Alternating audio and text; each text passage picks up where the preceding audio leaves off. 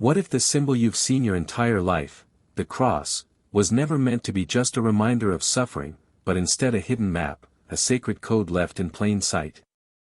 Throughout history, symbols have carried power, not merely as artistic representations, but as energetic keys that unlock consciousness. Among them, few are as widespread, as misunderstood, and as deeply encoded as the Christian cross.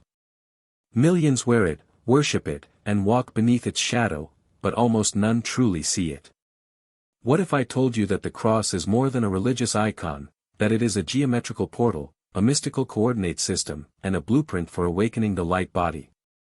From the temples of ancient Egypt to the cathedrals of medieval Europe, the cross appears across cultures and time, always cloaked in reverence, but also in mystery.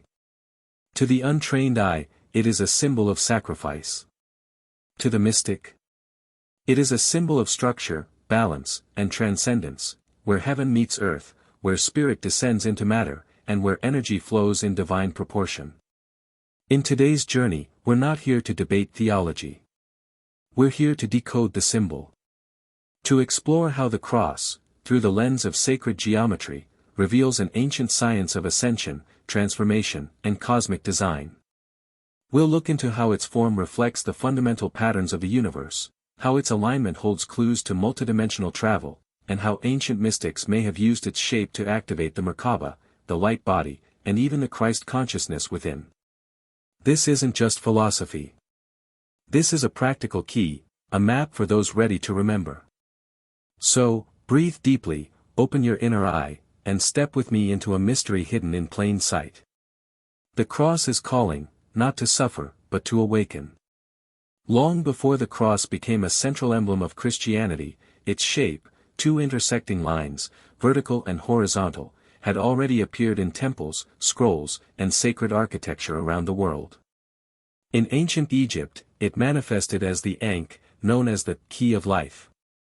Its looped top and crossbar represented eternal life, the union of masculine and feminine energies, and the breath of the divine. The Ankh wasn't merely symbolic, priests and initiates carried it as an energetic tool, a talisman believed to channel spiritual power. The vertical line represented the celestial, the descent of spirit, while the horizontal line symbolized the earthly plane. Where they intersect, that's where the mystery lives. This geometry wasn't arbitrary.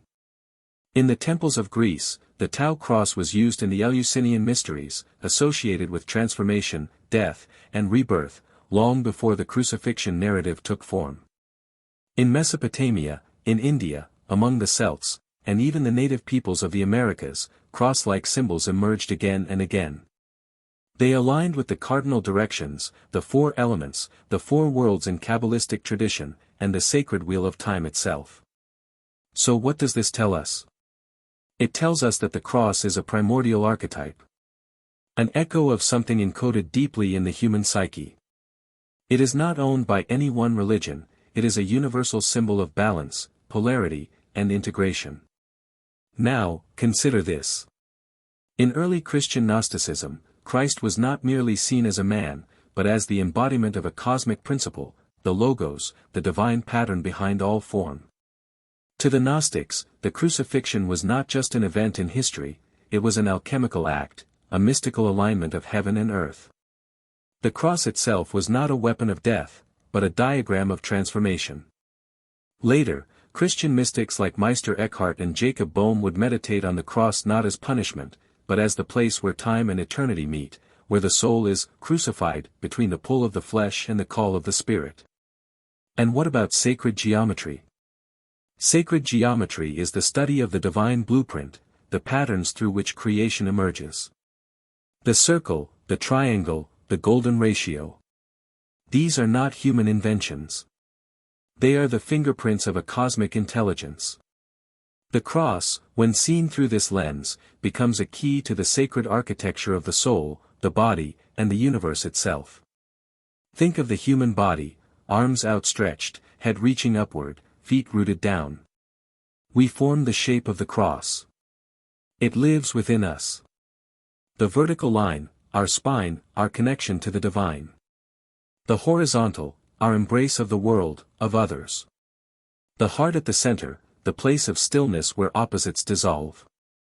Mystics throughout history knew this.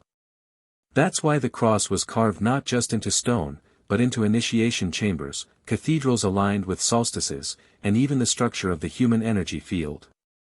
It is a map of wholeness, waiting to be remembered. In the next section, we will begin to decode its structure, to understand how the geometry of the cross mirrors universal laws, and how its proportions can be used to awaken the light body within. Are you ready to see the cross, not as a burden, but as a bridge? To the uninitiated, the cross is a flat, two-dimensional shape. But to those with eyes to see, it's a multidimensional key, a sacred pattern encoded into the fabric of the cosmos, a symbol as ancient as creation itself. Let us begin with geometry, not as mathematics, but as mysticism in motion. In sacred geometry, lines are not static. They are energies, forces, currents of intention flowing through the field of form. When a vertical line and a horizontal line intersect, something powerful is born, the axis mundi, the world axis. This is the point where heaven meets earth, spirit meets matter, consciousness meets embodiment. The vertical line of the cross represents the flow of divine energy, the descent of spirit from higher realms into the material world. It is the pillar of light, the channel, the spine of the universe. In yogic terms, this is Sushumna, the central energy column through which Kundalini rises.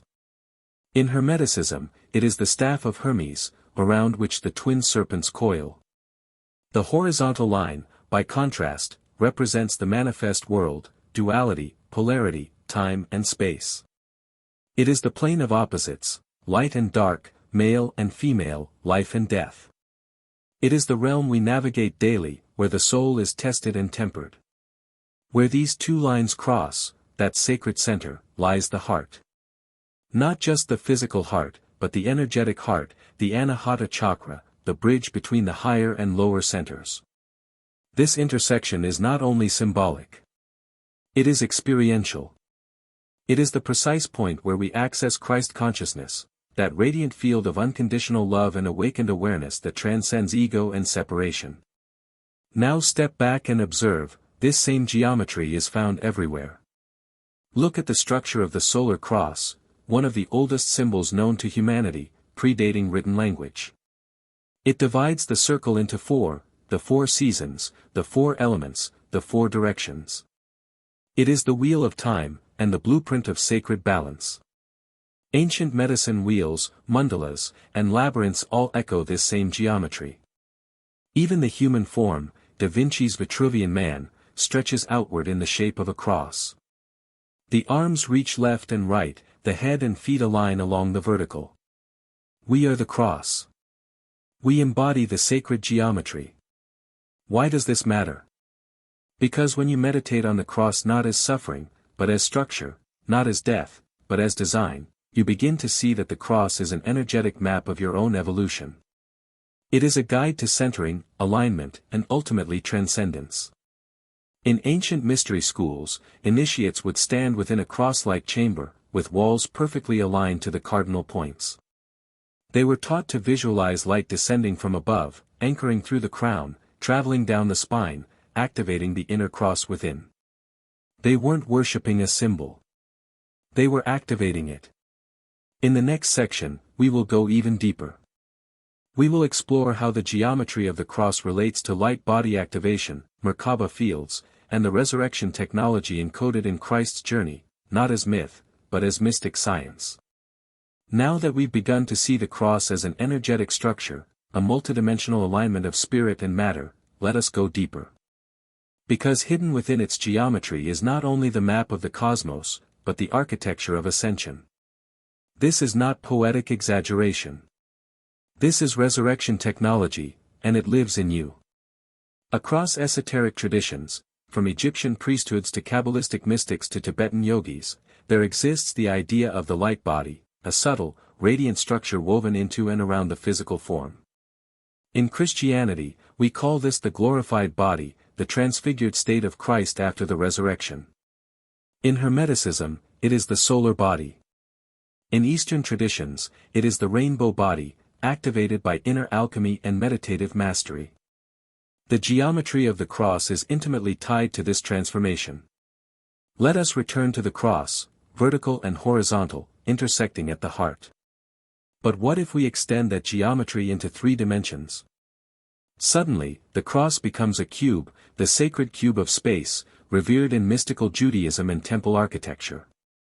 Extend it further, and you begin to trace the shape of the Merkaba, the star tetrahedron, a geometric field of spinning light that surrounds the body. This is the vehicle of ascension, the throne of God in Ezekiel's vision, the divine chariot of the soul.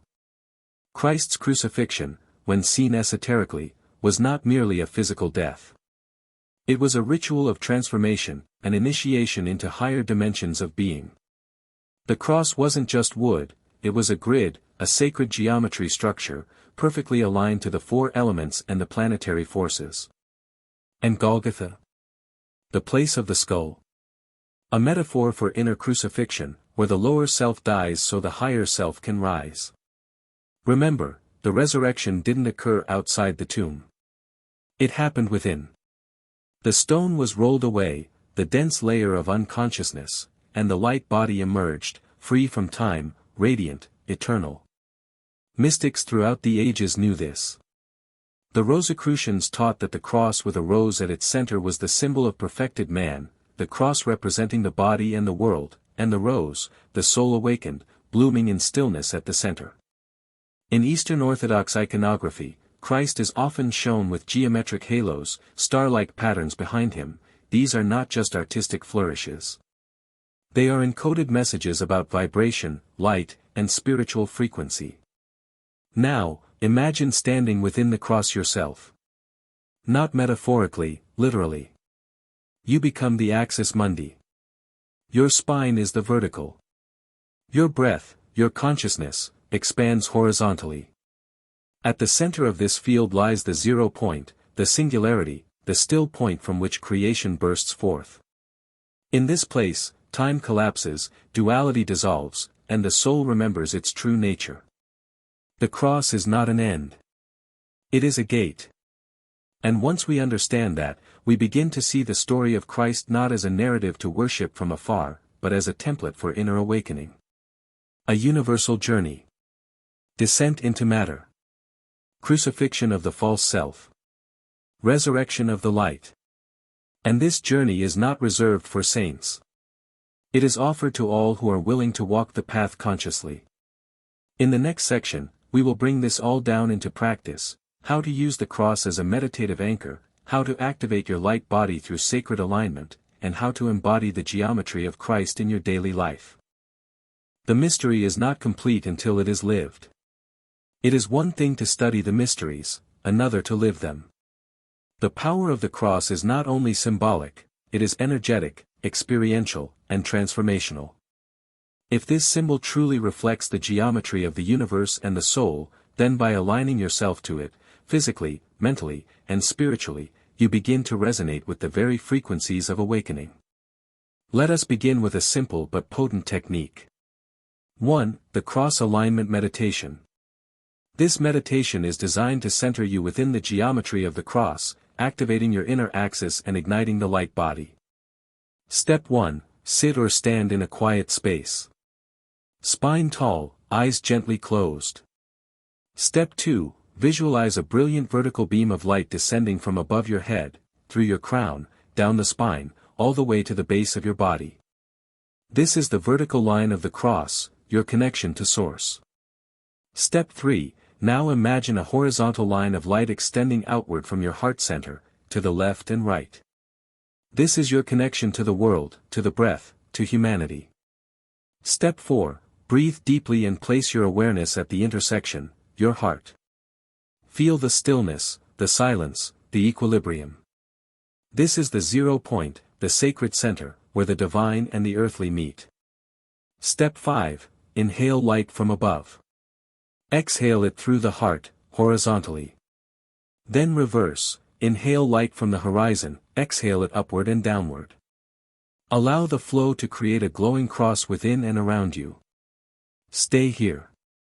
Feel yourself inside a field of sacred symmetry. You are the living cross. Do this for 7 minutes daily. Over time, the body begins to remember, it begins to harmonize with that deeper geometry encoded in your being. 2. Embodying the cross in daily life. Beyond meditation, the cross can become your inner compass, a sacred posture of being. When facing a challenge, ask, am I aligned with my vertical truth? Am I acting from the center of the cross, or from its edges, lost in polarity? When you feel overwhelmed by the world, visualize the cross within you. Feel the downward grounding into the earth, and the upward pull into the heavens. Practice walking with awareness of this axis, as though a staff of light flows through your spine, and radiant wings extend from your heart. Let it shape how you speak, move, and respond. 3. Activating the light body through geometry. If you feel called to go further, explore the sacred forms connected to the cross. Draw the cross inside a circle, the solar wheel, and meditate upon it. Let the lines guide your breath and your awareness. Visualize the star tetrahedron, Merkaba, expanding from the intersection point of the cross. Imagine it spinning around you, above and below, left and right, front and back, 6 points of divine symmetry.